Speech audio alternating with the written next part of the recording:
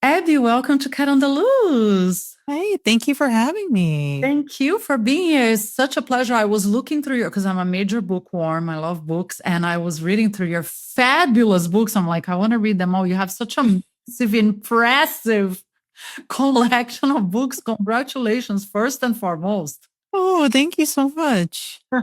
So I want to, of course, let's start talking about the latest one. I think it just came out a little while ago, right? The Year of Dating Myself. That's right.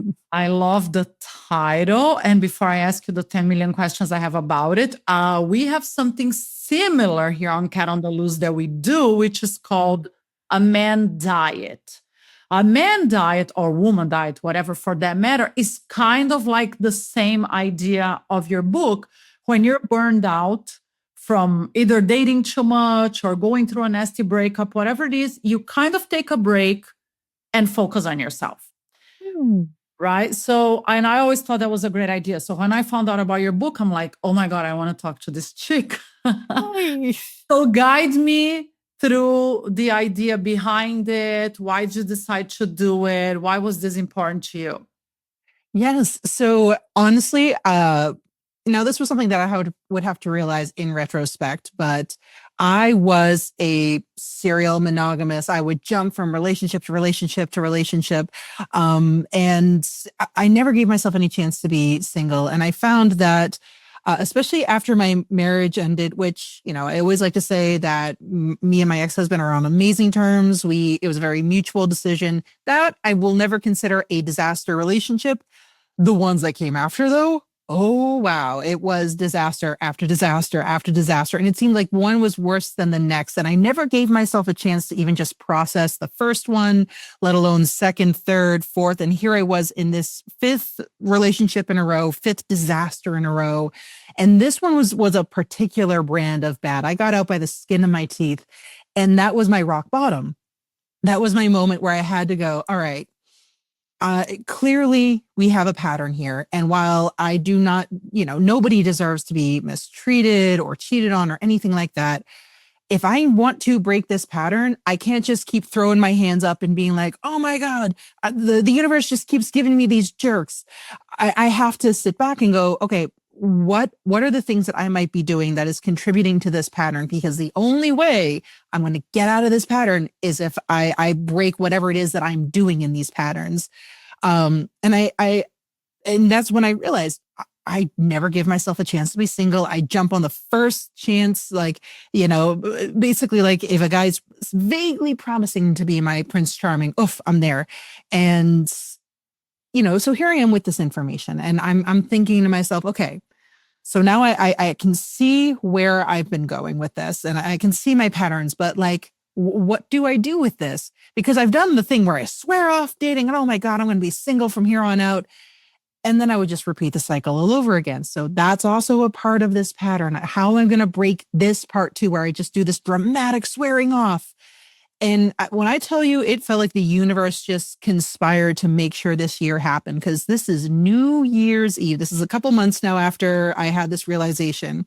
New Year's Eve, I'm sitting passenger side of my friend's car. We're driving back to our Airbnb. And as one does, I'm checking my phone, I'm checking my email.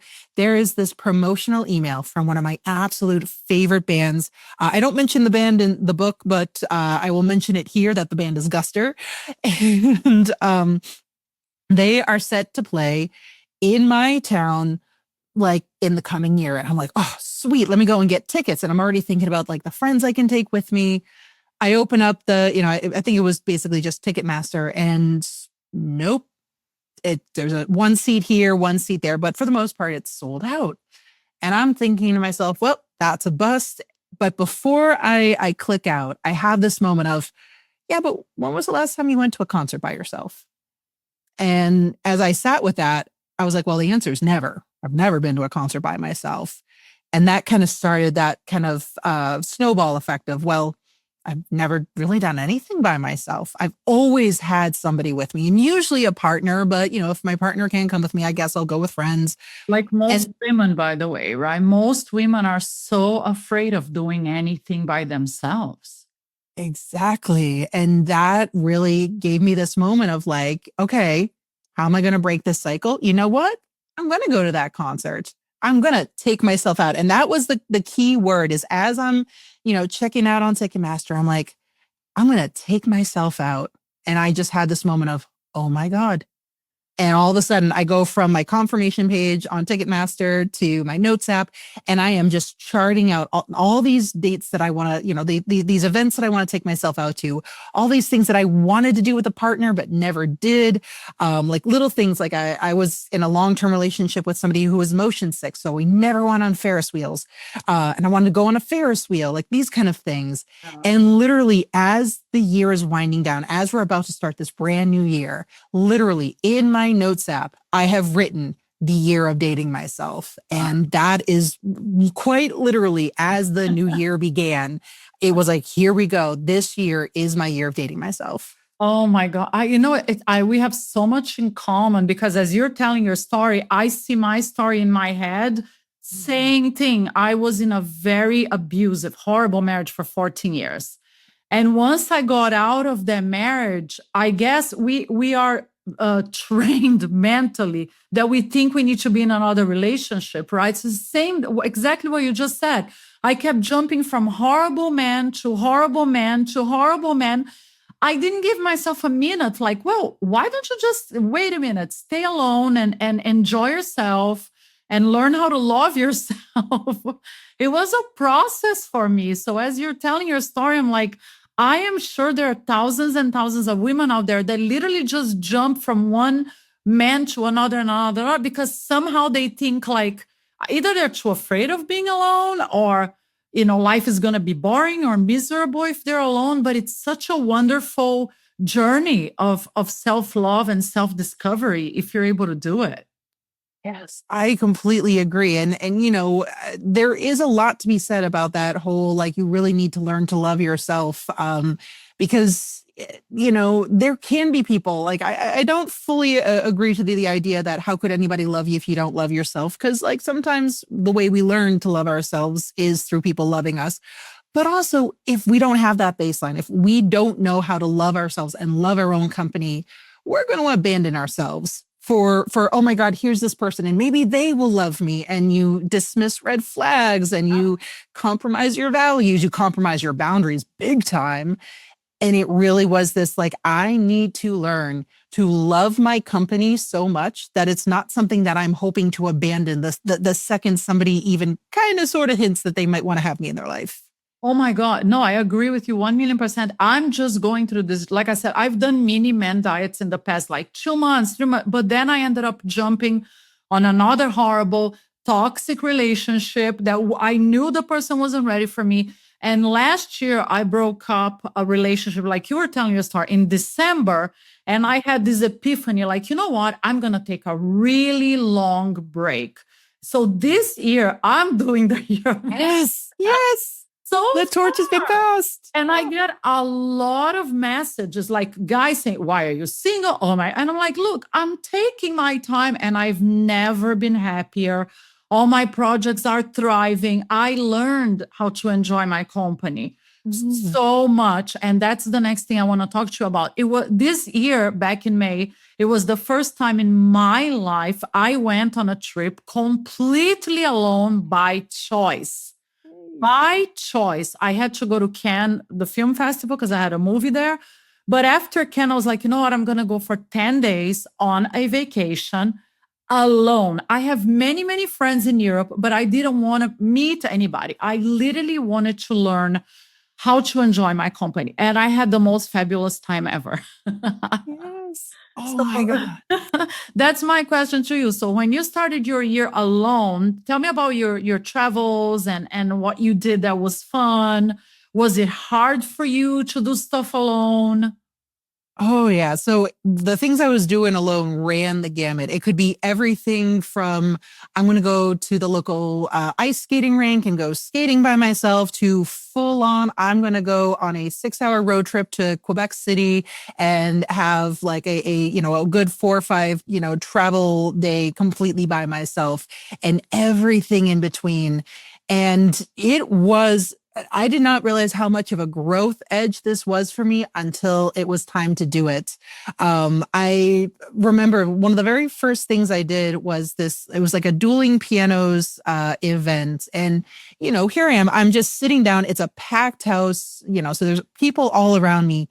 And I'm feeling a little almost uncomfortable enjoying the music. And it took a moment for me to realize this is one of the first times that I have to have this experience just with myself. I was so used to filtering my experience through my partner. And I would look over, look over at my partner. And if he's having a good time, oh, now I'm having a great time, almost like validate my experience. And if he's not having a good time, oh, I'm abandoning the experience. Yeah. Yep. Now I got to take care of him. And that was always, my eyes would not be on whatever it was that we were doing together. My eyes were basically on the partner. And it made me realize, I don't know how to enjoy something just like for me. And that was a huge growth area. And even these little things like going to a restaurant by myself and not feeling like I had to apologize for taking up a whole table by myself. It was tough to not just do that. Oh, I'm sorry, just one. I don't need to apologize to the host to bring one person to the table. No, I mean, I don't know. And maybe I always wonder, because for me, it was never a problem doing stuff by myself, even when I was married. But I know it's very tough. So, this time when I was in Europe, right? I think in Europe, it might be a little more common just because I see women everywhere doing stuff alone. So, like you said, when I would go to a restaurant, I am so happy sitting there. Like you said, I'm not feeling guilty if I order pasta and 3 glasses of champagne and dessert. I remember literally walking around Monaco with this huge ice cream in my hand. And I was just so happy because I'm like, there's no dude here to judge me if I'm eating too much. I was literally doing, it's very liberating. But I think for most women, it's very intimidating, right? Why do you think that is? I think it really has a lot to do, especially, you mentioned European culture versus the US. And I definitely feel like the US, we drive home that fairy tale. We drive home the princess must need her prince. And if a woman is single, she's the crazy spinster with her cats. And, there's this feeling of we're only as good as the relationship we're in, basically. And to just be ourselves and to own that space and not just be, I'm valid because look at the man I have, again, we're driven to value having the prince. And if we're doing something by ourselves, God, what's wrong with you, honey, that you got to do something by yourself? And I feel like that creates this self-consciousness of oh God, what is wrong with me if I want to do something by myself? Yeah, but I'm not saying I'm against relationships, by the way. I mean, I love being in a relationship. I want to find the right person for me, but I do think if more women out there were able to do what you and I did, literally spend time with yourself, it is one of the most empowering experiences you can have as a woman. If you start loving your company and walking anywhere, I personally really don't care what people think about me. If I go to a place that I want to go by myself, I could not care less. But I think it empowered me because as I'm sitting there doing all these things alone and tell me your journey, I kept remembering, why did I put up with this dude or that dude and that behavior? Or like you said, why would I date a guy? If you love roller coasters, the guy doesn't love roller coasters. If I love traveling, somebody doesn't love travel. It's very empowering when you start realizing that you can be happy by yourself. It really is. And I was having very similar experiences where here I am, I'm going out, I'm doing all of these awesome things and having that moment of, there's this meme that has been circulating for a few years now that, men think they're competing with other men for women. No, you're competing with the peace that she feels when she's alone. And I would keep thinking about that, the amount of peace I feel getting to do what I want to do and on my, own terms. And again, I very much am not anti-relationships. In fact, I am in a relationship right now as we speak. Oh. Yeah, and honestly, I'm going to say that if it weren't for the fact that I devoted a year to loving my own company, I don't think that I would have even met this person. Because there were a few attempts to date prior to meeting my current boyfriend, and those would go belly up. And but one of the reasons why I would not waste my time is, as I'm noticing, I'm like, no, I don't think they're really into me. I don't think he's invested. Old me would have just kind of destroyed herself and taken things on the chin and just oh, please stay with me, whatever it takes. But the version of me that was post year of dating myself was like, okay, well, if he isn't excited about the fact that I'm inviting him into my life, that's cool. No biggie. He doesn't owe me nothing, but he can go on his way now, and I'm going to go back to my life. And it wasn't, I needed to have that time to realize, wait, this is fucking amazing that I can do these things on my own.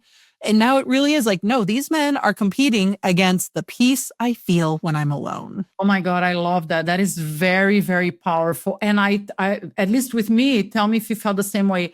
The so far, right? I don't know if I'm gonna do the whole year. So far, it's been what, 6 months, 7 months.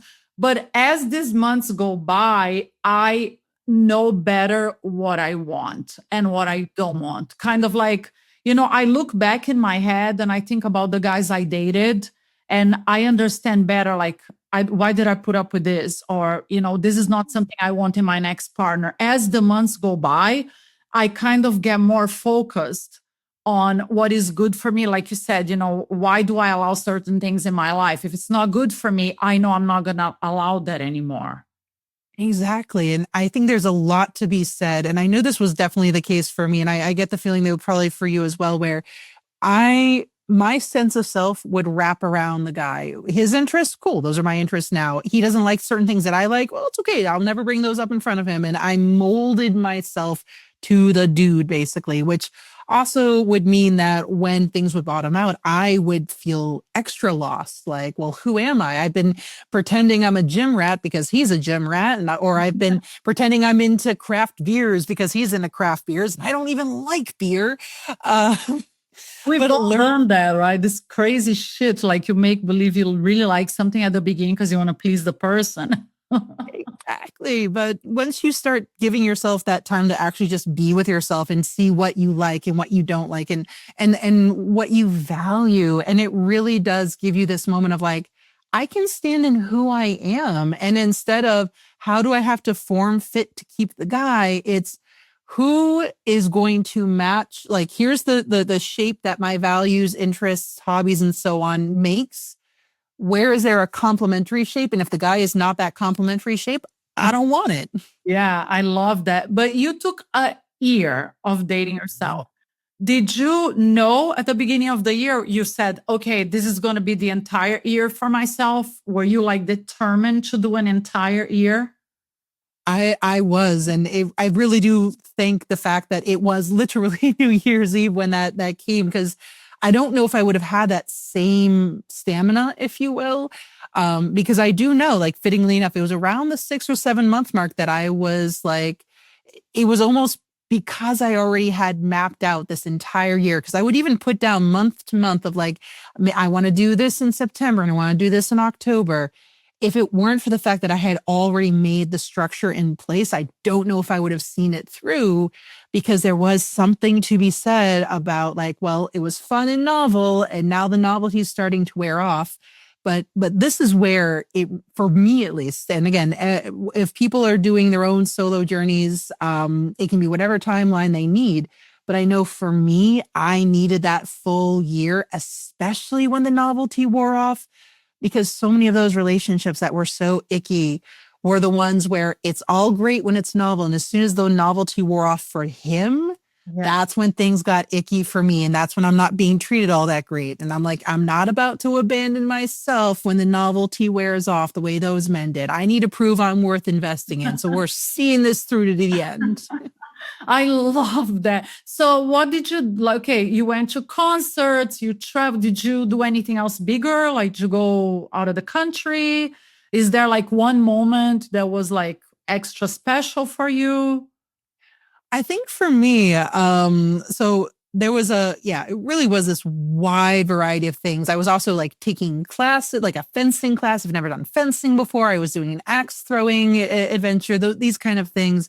But for me, the biggest thing really was when I drove up to Quebec City, and I decided that was going to be my New Year's Eve, cap it off, like, leave the US, go into Canada. Because actually the very first time, and this was the first time I'd ever traveled solo, I was still in that abusive relationship. And I just instinctively was like, nope, spend Labor Day weekend in Quebec City. And I did that as a trip all by myself. And it was a complete bust. I was a sad girl the entire time. I'm just here in my Airbnb, kind of just like crying and eating snacks. I did, but I think even then, even in the midst of that really rough relationship, and admittedly, about 3 weeks after Labor Day, I would break up with him.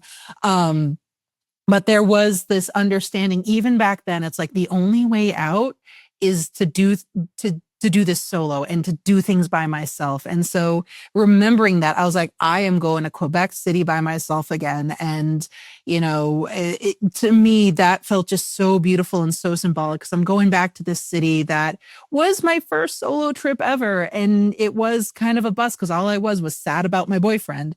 But this time around, I got to be there and be empowered and go and try out all these cool restaurants, because I didn't go to a single restaurant while I was there. I think the closest I did is I got some poutine at almost like a carry out takeout place. That was the closest I did. And to just return to Quebec City and go to those restaurants and see the sights and be there as my new empowered self, like that felt so incredible. Oh my God, I love that, because I just had a similar one. I said Monaco because I was in Cannes, so it was nearby. But when I was married, we used to go to Monaco every year, right? But my husband was an alcoholic. So the memories I had of being in one of the most beautiful places in the world, he was passed out on the couch of this 5-star hotel. And I'm literally, like you said, so sad, walking around town by myself or sitting in the bedroom waiting for him to wake up. Never did anything, never visited the city, never went to any restaurant. So this year I was like, you know what? I'm so close. I'm going to go there. And I had same experience as you. I was so happy. And went to all my favorite restaurants. I was drinking champagne around town, doing videos, having the time of my life. And I actually did one video about that. Like, I transformed all these horrible memories I had with a man here into these wonderful memories for me. And that made me feel very empowered, because I went there on my own dime. I think that's really important, right? And B, because like you said, we should be able to make happy memories, whether you're in a relationship or not. Yes. I always come back to something my friend would say is laugh in the places that you had cried. And that was one of those big things that I would think about when I was in Quebec City. And basically, it sounds like it was similar for you in Morocco, where here's this place where basically I had cried. And now I get to laugh. I get to return back there and have joy and smile. Yes, you rewrite your story, right? But one question that I get a lot from women all over the world when they see my videos, because I talk a lot about, you have to learn how to be alone and happy, self-love. And they're like, oh, but what if I feel lonely? Don't you ever feel lonely? I'm so afraid. I actually have girlfriends. They tell me, I'm so afraid of being alone. They are afraid. To me, this is my response. I'm like, well, I make myself so busy. I love everything that I do so much, my work, my projects, my lifestyle. I don't have time to feel lonely. I am very fulfilled. I don't need a man. It's more like I want a partner, but I don't feel like I need a man to be happy. What is your vibe about it? Like, did you feel lonely in your journey? How do you deal with that?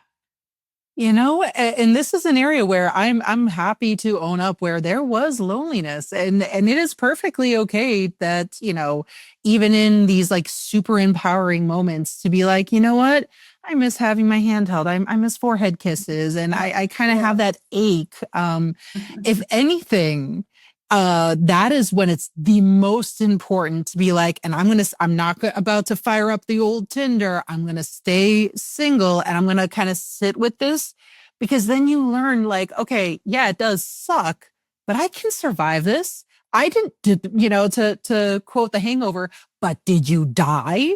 Like, and to know that even though, like, yes, you can want love and you can miss romantic love and even ache for it, but it's okay to be alone. You're going to survive being alone. And again, there's an empowerment in knowing that, like, I don't have to be with somebody because I'm afraid of being alone, that, oh, well, this person stresses me out and he doesn't treat me right. And I think he's cheating on me, but you know what? It's better than being alone. When you learn that being alone is kind of awesome, which, the other thing I did was just like what you did, where, keeping myself busy. And it's like, would I even have time for a man? He better make it worth it. And which is empowering in and of itself. Yes. But knowing that even if that loneliness whacks you upside the head, you know what? You now know on a felt, lived sense, you're going to survive it. And then it's going to make it a lot easier to not put up with the jackass. Oh my God, I love that. No, 1,000,000%. And the way I feel is like,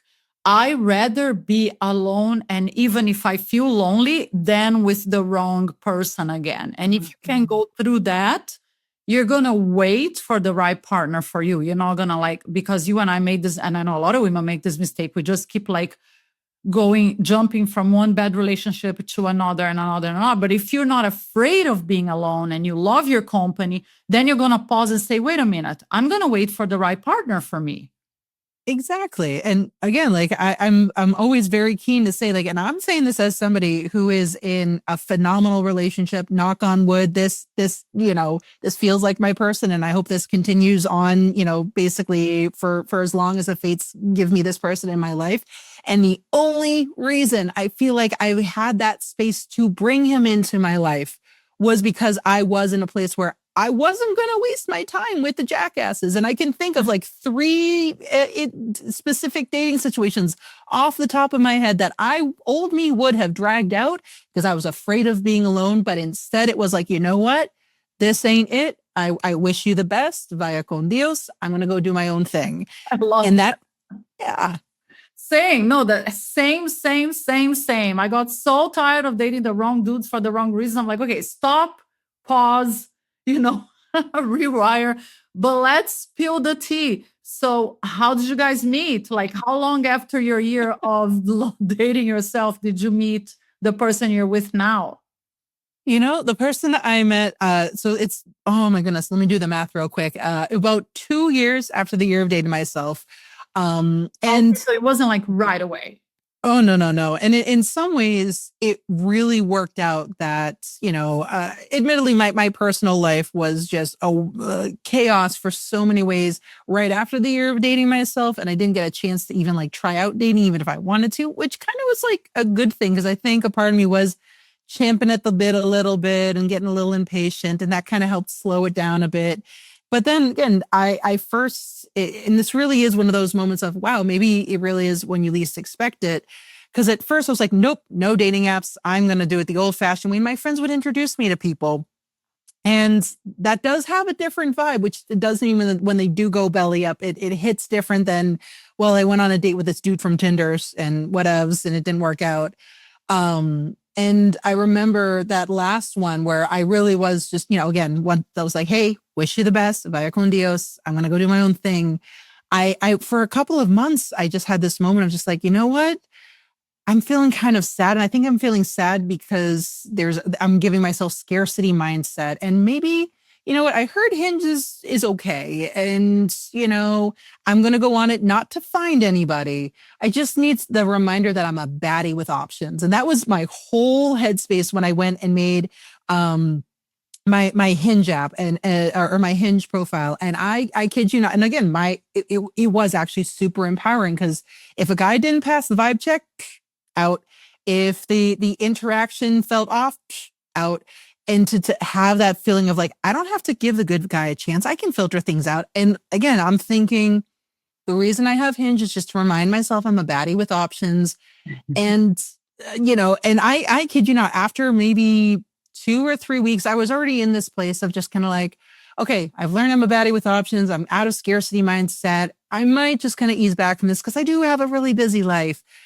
And that is when I matched with my current boyfriend. And when I tell you, from the jump. Like the energy was different. We are sending like not only those super, super long texts with each other, but we're doing like puns and dad jokes at each other. He's the first person I have ever met that keeps me on my toes with my dad jokes. Usually I'm the one with the dad jokes and everybody else is like, oh my God, haha, funny. He would deliver it back and I'm like, oh boy, challenge accepted. And that first date, I kid you not, the best first date of my life. So awesome. I love a good dating app love story because I know so many people get discouraged. Like, I'm never going to do this again. It's so tough, la, la, la. But there are really nice people out there on dating apps trying to find a nice relationship. So you got to give it a whirl.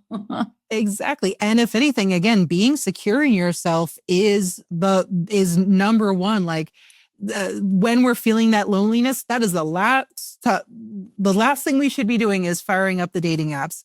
Because there are these gems under a lot of garbage. Holy crap, there's a lot of garbage. You're going to have to sift through that garbage. And the only way, again, the whole reason I was on Hinge was I'm a baddie with options. I sifted through a lot of garbage. And it is actually very empowering to be like, you know what? I don't have to give this person a chance. I don't like how he just talked with me. And instead of, I'm sure he didn't mean anything by it. Nope, we're out of here. You have to settle. Exactly. And I think really the only way that you can keep that headspace is if you are secure in yourself and are okay with being alone. Because it's like, yeah, when I'm basically clicking unmatch on this guy, that does mean that I'm not going to go on a date with him and maybe I'll be alone for a little bit longer. But that's a good thing because that dude just did not pass the vibe check with me. I love that. And how long are you guys dating now? So we've been together for about a couple of months now, which I know sounds like, that's such a... I know a lot of people, it's like when you know, right? I get this stories. I know couples that are married, that have been together and they're like, when I knew, like I knew this person was my person. So, I mean, you're still in the honeymoon phase, but this could be your perfect person, sounds good.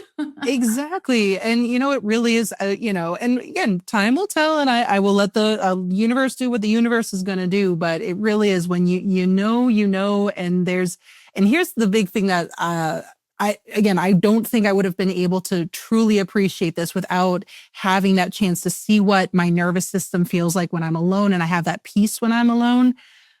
I have that peace when I'm with him. And to me, that has been more than the butterflies and the things in common and the attraction and the chemistry and even the dad jokes is the fact that when I'm around him, I have that same kind of peace. And I'm like, okay, that to me lets me know that this might be my person. I think that's very key what you just said, because love is peaceful, right? A good relationship brings you that peaceful, nice vibe. It doesn't bring stress and chaos into your life, right? 100%. Vibe, very likely you're in the right track. Exactly. Before I let you go, so let's say someone out there is listening to us, they're like, I'm going to give this a whirl. I want to do the year of dating me, maybe 6 months of a man diet, something similar. Any pointers, any suggestions so it doesn't feel overwhelming? Because for you and I, we were able to do it, but I know for a lot of women, it sounds very scary and very overwhelming. Do you have any ideas or baby steps how someone can ease themselves into this process? Yeah, 100%. And it always depends on what works for people and what doesn't. I know for me, being able to list things out and kind of like plan things out where, whether it is like, I'm going to do my 6 months, my man diet, I'm going to do maybe 3 months.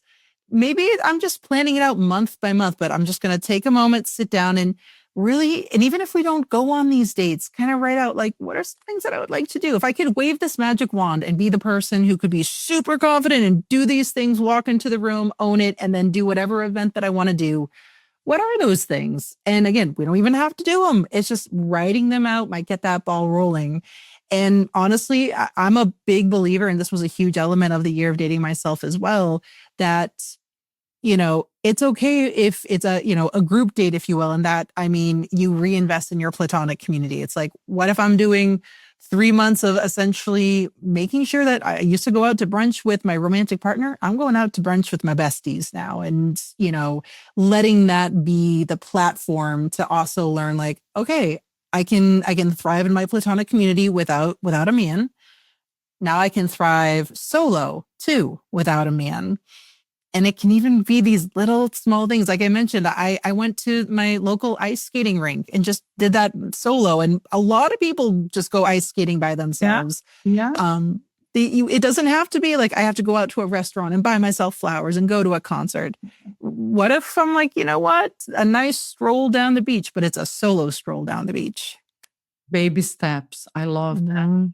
Thank you so much. Congratulations. I love the book. And now, last night, I started reading another one of your books that is adorable, The Ballerina's Guide to Boxing. Oh, yay. Congratulations. Go read it, guys. I highly recommend it. It's an easy, super fun read. It's on Amazon. The link is here on this audio episode. And I wish you the very best and much love to you and your beautiful partner.